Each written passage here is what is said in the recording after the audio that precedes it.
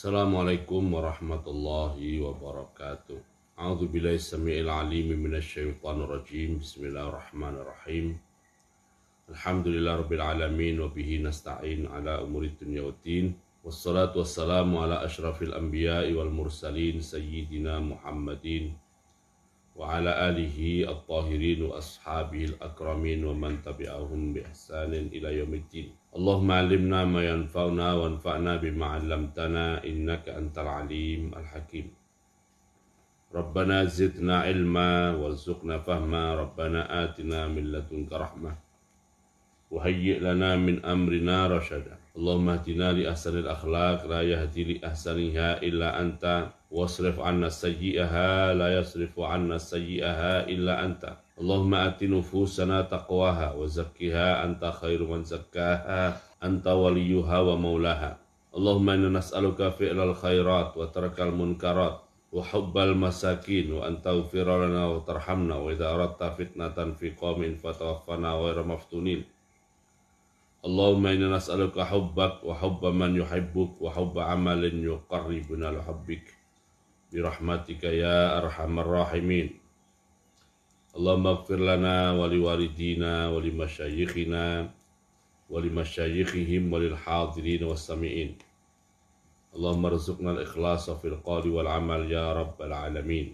Hadirin hadirat Bapak Ibu yang dimuliakan Allah SWT, alhamdulillah wa syukurillah ala ni'amillahi wa fadlih. Kita bisa melanjutkan pengajian pada pagi hari ini.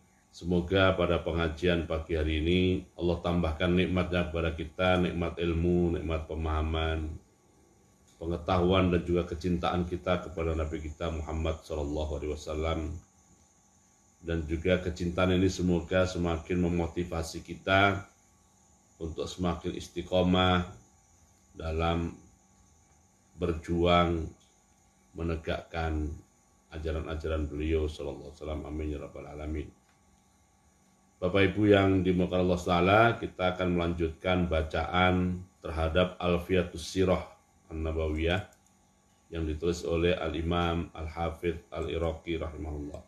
Qala Al-Imam Al-Hafidh Al-Iraqi rahimahullah, ya, summa madha lisyami maisarati fi matjarin wal malu min khadijati min qabli tazwijin biha fabalagha busra faba'a wa taqadha ma bagha wa qad ra'a maisaratul ajaiba minhu wa ma khussa bihi mawahiba wa haddatha as-sayyidatal jalila Khadijatal kubra fa ahsat qila wa raghibat fa khatabat Muhammada fa ya laha min khidbatin ma as'adaha wa kana id zuwijaha ibna khamsi min ba'di ishrina bi ghairi labsi, ya.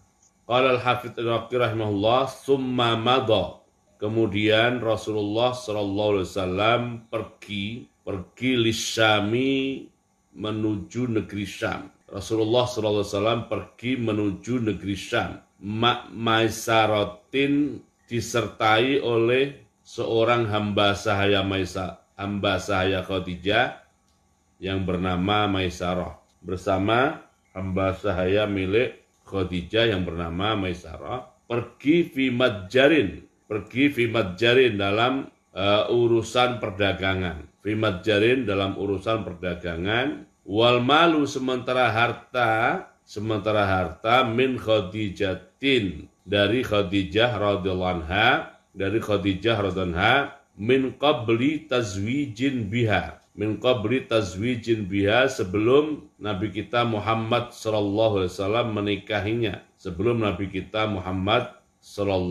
wasallam menikahinya. Fabalagha, lalu Nabi kita Muhammad sallallahu alaihi wasallam dan juga Maisarah, Nabi kita Muhammad sallallahu alaihi wasallam dan juga Maisarah sampai di tempat yang namanya Busra. Busra di negeri Syam, ya. Kalau tidak salah sekarang masuknya di Yordan, kalau tidak salah, ya. Faba'a, lalu Rasulullah sallallahu alaihi wasallam mulai berjualan, mulai berjualan, wa taqadha ma bagha, dan beliau meminta harga dari apa yang beliau inginkan, Intinya lalu beliau berdagang. Kadang menjual, kadang membeli, ya. Kadang menjual, kadang membeli. Wa qad ra'a, dan sungguh telah melihat maisaratu maisarah. Maisarah ini laki-laki ya Bapak Ibu ya. Maisaratu maisarah al-ajaiba, banyak keajaiban. Al-ajaiba, banyak keajaiban minhu, yang terjadi pada diri Nabi Muhammad sallallahu alaihi wasallam. Yang terjadi pada diri Nabi Muhammad sallallahu alaihi wasallam. Wama dan sesuatu khussa, yang dikhususkan bihi, dengan Nabi kita Muhammad sallallahu alaihi wasallam. Bihi, dengan Nabi kita Muhammad sallallahu alaihi wasallam, mawahiba, yang berupa bawaan, sifat-sifat bawaan dan potensi-potensi. Sifat-sifat bawaan dan potensi-potensi. Wa haddasa, dan Maisarah menceritakan apa saja yang dilihatnya, ya. Ia ceritakan as-sayyidata al-jalilata, kepada tuan putri yang agung. Tuan putri yang agung yaitu Ummul Mukminin Khadijah radhiyallahu anha, yaitu Khadijata al-Kubra, Dalam nuskah lain bukan Al-Kubra tapi Al-Fudla. Fa'ahsad, lalu Ummul Mukminin Khadijah radhiyallahu anha mengingat atau menghafal qilahu, semua yang diceritakan yang berkaitan dengan Nabi kita Muhammad sallallahu alaihi wasallam. Semua yang diceritakan yang berkaitan dengan Nabi kita Muhammad sallallahu alaihi wasallam. Wa raghibat, dan beliau Ummul Mukminin Khadijah radhiyallahu anha raghibat, menginginkan. Fa khatabat, lalu ia melamar Muhammadan, Nabi kita Muhammad sallallahu alaihi wasallam. Nabi kita Muhammad sallallahu alaihi wasallam, fayalaha min khidbatin, maka betapa indahnya lamaran itu. Ma as'ada, maka betapa membahagiakannya lamaran itu. Wakana, dan waktu itu idzuwijaha, pada saat Nabi kita Muhammad sallallahu alaihi wasallam menikahi Ummul Mukminin Khadijah. Wakana idzuwijaha, dan pada saat Nabi kita Muhammad sallallahu alaihi wasallam menikahi Ummul Mukminin Khadijah radhiyallahu anha, ibna khamsin, berusia 5 tahun, min ba'di isyrin, 5 tahun setelah 20, maksudnya 25. 5 tahun setelah 20, maksudnya 25. Bi ghairi labsin, tanpa ada kesamaran sedikit pun. Oke, di catatan kakinya disebutkan ya. Jadi sebenarnya ada perbedaan pendapat tentang usia beliau sallallahu alaihi wasallam ya. 25 itu adalah usia yang masyhur dan diikuti oleh para ulama.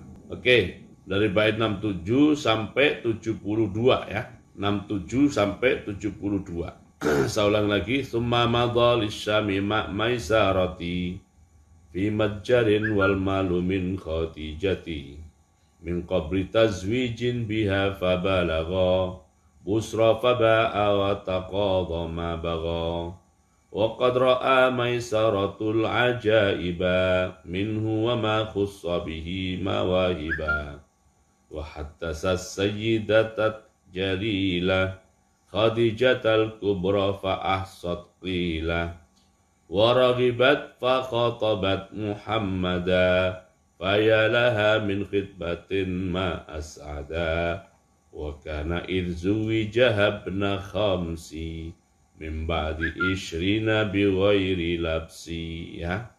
Bait ini Bapak Ibu yang dimuliakan Allah SWT menceritakan tentang paling tidak dua peristiwa, ya. Paling tidak dua peristiwa. Yang pertama adalah peristiwa Rasulullah SAW pergi ke negeri Syam untuk berdagang. Pergi ke negeri Syam untuk berdagang. Dan peristiwa kedua adalah pernikahan beliau SAW dengan Ummul Mukminin Khadijah radhiyallahu anha. Oke, kita bahas satu-satu ya.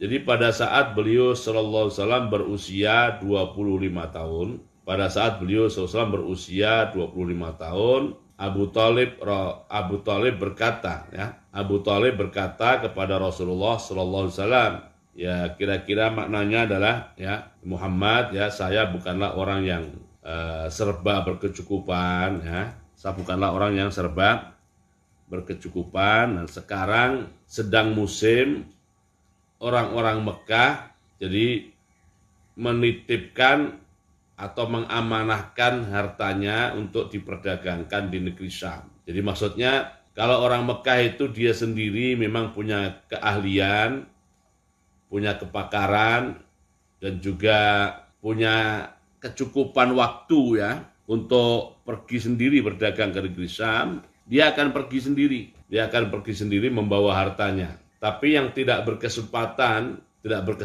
karena satu dan lain hal, biasanya dia menjadi pemodal agar dengan modal itu ya hartanya diperdagangkan di negeri Syam sana. Jadi istilah menyerahkan harta kepada seseorang yang dipandang amanah, dipandang memiliki kecakapan dan kemampuan untuk berdagang. Nah, termasuk yang modal kedua itu adalah Ummul Mukminin Khadijah radhiyallahu anha. Itu hartanya banyak, tetapi beliau sendiri tidak bisa pergi berdagang sendiri langsung ke negeri Syam, tidak bisa pergi sendiri. Maka orang seperti beliau ini biasanya menyerahkan hartanya kepada budaknya atau pembantunya, atau menitipkan pada orang lain yang dipandang amanah dan bisa dipercaya untuk mengelola hartanya. Dengan bahasa sekarang kira-kira ya beli saham lah gitu, beli saham kira-kira begitu. Kalau bahasa sekarangnya ya. Nah itu lagi musim, waktu beliau selesai usia 25 itu lagi musim orang-orang Mekah mau pergi ke Syam untuk berdagang. Ada yang pergi langsung, ada yang nitip atau istilahnya nitipkan sahamnya. Nah karena musimnya seperti itu, maka Abu Talib berkata kepada Nabi kita Muhammad SAW agar beliau menawarkan diri gitu ya, menawarkan diri siapa yang memberikan kepercayaan kepada beliau untuk menitipkan hartanya untuk diperdagangkan di negeri Syam. Nah Abu Talib waktu itu menyarankan kepada Nabi Muhammad SAW agar Nabi Muhammad pergi menemui Ummul Mukminin Khadijah. Waktu itu belum dinikahi ya. Kenapa? Karena ya pertama hartanya banyak dan Khadijah ini selektif, tidak sembarang orang dia nitip, Nah karena Nabi kita Muhammad SAW sudah terkenal sebagai Al-Amin, sosok yang sangat dipercaya, pasti kalau Nabi kita Muhammad pergi kepada Ummul Khadijah akan sangat senang Ummul Khadijah mendapatkan menitipkan kepercayaannya kepada beliau sallallahu alaihi wasallam. Maka beliau pergi menemui Ummul Khadijah atas saran Abu Talib, dan betul juga kedatangan beliau sangat disambut dengan baik oleh Ummul Mukminin Khadijah radhiyallahu anha karena faktor kepercayaannya itu, sehingga menitipkan banyak harta kepada Nabi kita Muhammad sallallahu alaihi wasallam. Dan untuk memastikan juga, walaupun sudah percaya tapi untuk memastikan, maka Ummul Mukminin Khadijah radhiyallahu anha juga memberangkatkan pembantunya atau budaknya bernama Maisarah untuk mendampingi Nabi kita Muhammad sallallahu alaihi wasallam. Nah, maka berangkatlah dua orang ini, Nabi kita Muhammad SAW sebagai penerima amanah harta Ummul Mukminin Khadijah dan Maisarah sebagai pendampingnya. Nah inilah digambarkan oleh Al-Hafidh Al-Iraqi dengan istilah summa madha lisyamima maisarati fi matjarin wal malumin Khadijati min qabli tazwijin biha. Nah, peristiwa itu terjadi sebelum Nabi kita Muhammad sallallahu alaihi wasallam menikahi Ummul Mukminin Khadijah radhiyallahu anha. Ya. Oke, itu awal mula ya bagaimana beliau SAW pergi ke negeri Syam untuk berdagang. Jadi hartanya adalah harta Ummul Mukminin Khadijah, Nabi kita Muhammad SAW yang memegang amanahnya untuk ya digunakan berdagang di negeri Syam. Ya kalau bahasa sekarang mungkin mirip-mirip dengan mudharabah gitu ya. Jadi Nabi kita Muhammad SAW modal tenaga, Ummul Khadijah modal harta. Modal harta. Nanti disepakati ya. Bagaimana bagi-bagi keuntungannya disepakati. Nah, akhirnya dua orang itu berangkat bersama rombongan yang lain tentu. Karena biasanya mereka berdagang bersama rombongan. Fabalagha Busra. Nah, dua orang ini sampai ke tempat namanya Busra. Sebagaimana yang pertama juga waktu bersama Abu Thalib sampai ke tempat namanya Busra. Nah, begitu sampai di sana, ya beliau langsung ya dengan harta yang beliau pegang dari Ummul Khadijah, beliau mulai menjual, membeli, jual beli dan sebagainya ya. Karena pasti agak lama musiman begitu kan. Ada yang tertarik dibeli, lalu dijual lagi, tertarik beli, dijual lagi begitu seterusnya. Sampai akhirnya yang terakhir nanti adalah membeli semua yang kira-kira akan laku dan dijual waktu di Mekah. Jadi di sana terjadi jual beli, pegang lepas begitu ya. Tapi pulangnya nanti membawa banyak barang untuk dijual di Mekah. Inilah yang digambarkan dengan istilah oleh Al-Hafidz Ar-Raghib dengan istilah faba'a wa taqadha ma bagha. Faba'a wa taqadha ma bagha. Dan beliau SAW ternyata sangat piawai dalam urusan berdagang ini karena memang orang Mekah itu mereka itu build up itu ya. Keterampilan berdagang itu build up dengan diri mereka. Jadi istilahnya anak lahir itu sudah ada bakat dan keahlian dalam urusan berdagang. Sebab Mekah bukan kawasan pertanian, bukan kawasan perkebunan. Jadi mereka tumbuh sebagai para pedagang. Oke, ini tentang berdagangnya. Nah, selama perjalanan berangkat ke negeri Syam dan selama berada di negeri Syam dan juga selama perjalanan pulang dari negeri Syam ke Mekah, diceritakan oleh Al-Hafidz Ar-Raghib di sini, waqad ra'a maisaratul ajaiba minhu wa ma khussa bihi mawahiba. Jadi sepanjang perjalanan berangkat menuju ke negeri Syam, selama berada di negeri Syam saat berdagang dan selama perjalanan pulang, pembantu Ummul Mukminin Khadijah namanya Maisarah ini melihat banyak hal yang menakjubkan. Melihat dan menyaksikan banyak hal yang menakjubkan sekaligus juga melihat ma khussa bihi mawahiba. Ma khussa bihi mawahiba. Juga melihat kekhasan yang ada pada diri Nabi kita Muhammad sallallahu alaihi wasallam.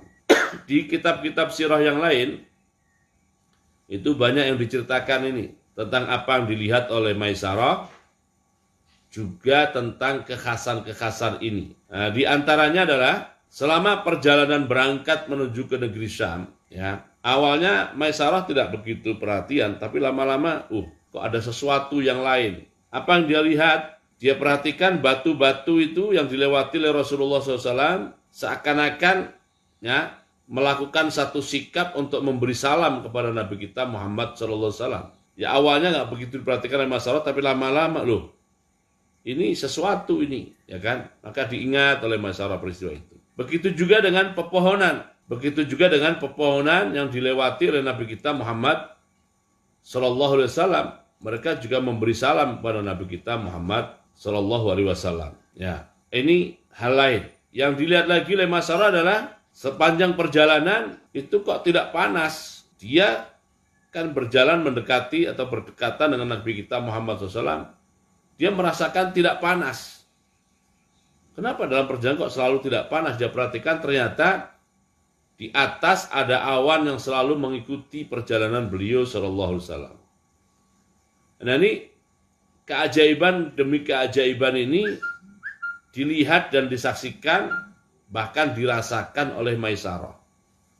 bahkan dirasakan oleh Maisarah.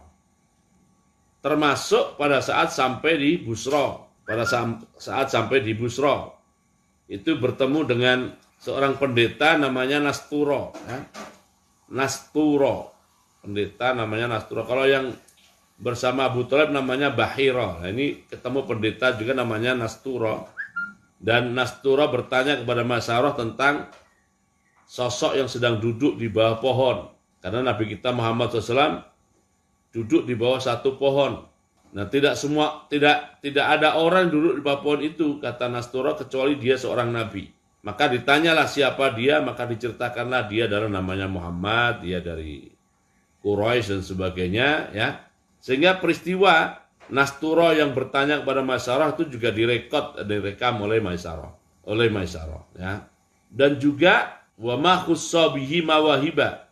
Jadi banyak kekhasan-kekhasan yang terjadi pada diri Nabi kita Muhammad SAW, semuanya dilihat, bahkan sebagian dirasakan dan dihafal oleh Maisarah. Dihafal oleh Maisarah, ya. Nah, begitu tiba di Makkah, maka apa yang dilakukan oleh Maisarah?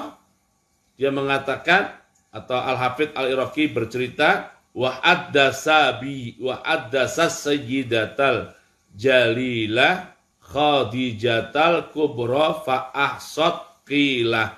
Wa haddasa sayyidatal jalilah Khadijatal kubra fa ahsat qilah.